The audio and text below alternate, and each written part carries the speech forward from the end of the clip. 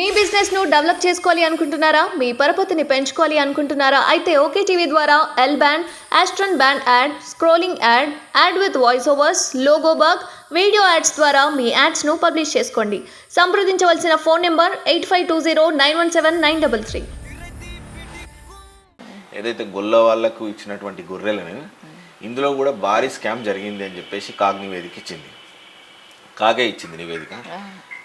ఇప్పుడు ఆల్రెడీ వీళ్ళ live photos కూడా మనము చూస్తున్నాం. ఇప్పుడు ఈ ఫొటోస్లో ఇట్లా తీసుకెళ్తున్నారు అని చెప్పేసి కూడా మనకి ఈ వాహనాల్లో ఎక్కడండి కనపడుతున్నాయి మనకి? లేదు, తీసుకెళ్ళిరని చెప్పేసి ఈ తీసుకెళ్ళిరని చెప్పేసి చెప్పారు అన్నట్టు. సో ఇటువంటి ఘోరమైన పరిస్థితి అంటే ఇట్లా చేస్తే ఎట్లుంటుంది, సామాన్య ప్రజల పరిస్థితి ఎట్లా ఉంటుంది? ఇప్పుడు వాళ్ళు డబ్బులు కట్టిరు, దాదాపు ఒక్కొక్క యూనిట్కి 33,000 40,000 దాకా వాళ్ళు కట్టిరు.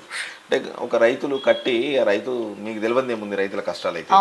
అటువంటి పరిస్థితులలో రైతులను మోసం చేసేయడం అనేది ఎంతవరకు కరెక్ట్? ఇది మనం చూస్తుంటేనే మనకు ఎలా ఉంది అనిపిస్తుందండి. దీనిలో ఇన్ని గొర్రెలు తీసుకెళ్లే ఆస్కారాలు ఉన్నాయా? అంటే మేడం ఇప్పుడు ఇది ఒక బైక్ ఉంది, కారు 2 ఉన్నాయి, ఒక ఆటో ఉంది. దాదాపు ఇది పెద్ద ఆటో కనిపిస్తుంది. ఇలా కనిపిస్తే ఒక 20 గొర్రెలు తీసుకెళ్ళొచ్చు, ఇలా కనిపిస్తే ఒక 40 గొర్రెలు తీసుకెళ్ళొచ్చు. సో 126 గొర్రెలు అంటే ఒక రైతుకి ఎన్ని ఇచ్చినట్టు వీళ్ళు అసలు లెక్క? అసలు యాక్చువల్గా 33 34 గొర్రెలు ఇస్తారు, 40 లోపల ఇస్తారు. అవును, ఒక ఊరికి ఒక 3 to 4 యూనిట్స్. అవును, ఒక ఊరికి. ఇంకెక్కువ పెద్ద విలేజ్లు ఉంటే జనాభా ప్రాతిపదిక. వీళ్ళు ఏమన్నారు, ఇప్పుడు అప్పుడు టైంలో యువత పాపం ఉద్యోగాల కోసం గొడవలు చేస్తుంటే కూడా మీకు ఎందుకు, మేము గొర్రెలు ఇస్తాం పెంచుకోండి అన్నారు. మీరు గొర్రెలకు ఓనర్లు అవుతారు, మీరు గొర్రెలు పెంచుకోండి అన్నారు. ఆ గొర్రెలు ఇచ్చిన పాడు లేదు, పాపం ఉద్యోగాలు వచ్చిన పాడు లేదు. దానిలో నుంచి పుట్టుకొచ్చిందే కదా బర్రె లెక్క. అట్లాంటి వాళ్ళని మనం చూస్తూనే ఉన్నాం. కానీ అండి గొర్రెలు ఇచ్చి యువతను పెంచుకోమని చెప్పి ఈ చేయటం అనేది కూడా మనం అప్పుడు విన్నాం. కొంచెం ఇదేంటి ఆలోచించడానికి కూడా ఒక రకమైన బాధ కలిగింది. చదువుకున్న యువతకు కూడా గొర్రెలు ఇవ్వటం అనేది ఏంటి అనేది. ఇదంతా స్కామ్లు అండి. ఎలా మనం ప్రజలు మేము గొర్రెలు ఇచ్చి ఇది చేస్తాం అది చేస్తాం అనేది. ఒక గొర్రె మనం ఎలా తక్కువ తీసుకున్నా 7,000 రూపాయలు అంటే 100 గొర్రెలు కనీసం 7 లక్షల రూపాయలు. ఇట్లా ప్రతి దానిలో కూడా వాళ్ళ స్కాములు చేయడానికి అలవాటు పడి ఇవ్వని వాటిని ఇచ్చామని చెప్పి వాళ్ళ లెక్కలు కట్టడం ఇలాంటివన్నీ చేసుకుని కాగ్ నివేదికే ఇట్లా ఉన్నప్పుడు ఇది మనం వాళ్ళు చేసే స్కాములు 10 సంవత్సరాలుగా ఎంతవరకు దోచుకోవటం వీలు పడుతుందో, ఏం చేయగలుగుతామో ప్రతి దానిలోనూ దోచుకున్నారండి. దోచుకునేది అంటూ ఏమీ లేదు.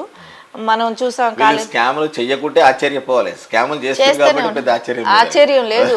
ప్రతి దానిలో స్కామే. ఇంకా యువతకి గొర్రెలిచ్చి పెంచుకోమన్నప్పుడే మన రాష్ట్రం ఏ స్థాయిలో దిగజారిపోయినది, మనం ఎక్కడ ఉన్నాం ఏంటి అనేది. మేడం ఒక చిన్న, ఇప్పుడు మీరు అన్నారు కాబట్టి చెప్తున్నా, యువతకు గొర్రెలిచ్చి ప్రోత్సహించాలా, మంచి విద్యనిచ్చి ప్రోత్సహించాలా? విద్యనిచ్చి ప్రోత్సహించాలి. విద్య లేదు, విద్యకి పాపం వాళ్ళకి ఎన్నిసార్లు ధర్నాలు జరిగింది. ఫీజు రీఇంబర్స్మెంట్, మోడల్ స్కూల్స్ అన్నారు, KG to PG వరకు ఉచిత విద్యుత్ అన్నారు. ఏమీ లేదు. చదువుకున్న వాళ్ళకి ఉద్యోగాలు లేవు.